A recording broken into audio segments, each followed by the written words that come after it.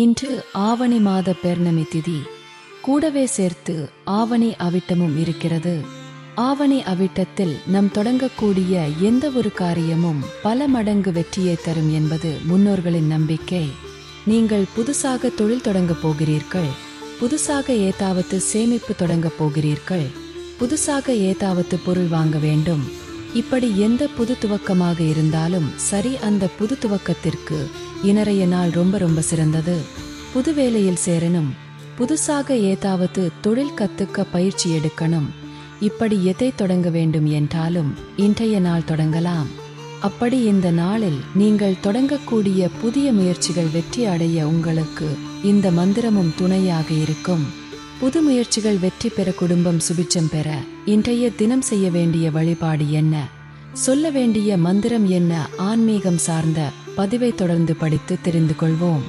இன்று மாலை 6:30 மணி அளவில் பூஜை அறையில் விளக்கு ஏற்றி குலதெய்வத்தையும் சந்திர பகவானையும் மனதார பிரார்த்தனை செய்து கொள்ளுங்கள். இன்று கோதுமை மாவால் செய்யப்பட்ட ஏதாவது ஒரு பிரசாதத்தை இறைவனுக்கு படைப்பது ரொம்ப சிறப்பு. கோதுமை மாவில் அல்வா அல்லது கோதுமை மாவில் இனிப்பு சேர்த்த அப்பம் ஏதாவது தயார் செய்து பிரசாதமாக வைக்கவும்.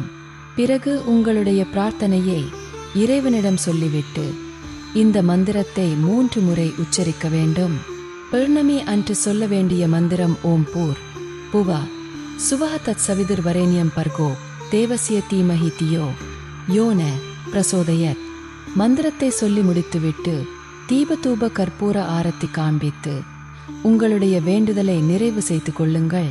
பிறகு அந்த பிரசாதத்தை வீட்டில் இருப்பவர்கள் அனைவரும் சாப்பிடலாம்.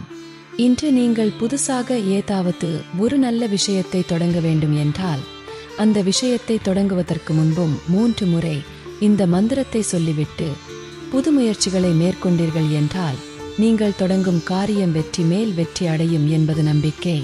பௌர்ணமி நாள் என்றால் குலதெய்வ வழிபாடு, உக்கிர அம்மன் வழிபாடு, சந்திர பகவான் வழிபாடு, மகாலட்சுமி தாயாரின் வழிபாடு, இப்படி எல்லா இறைவனையும் ஒன்றாக சேர்த்து வழிபாடு செய்வது குடும்பத்திற்கு நிறைவான சிகிச்சை தரும்.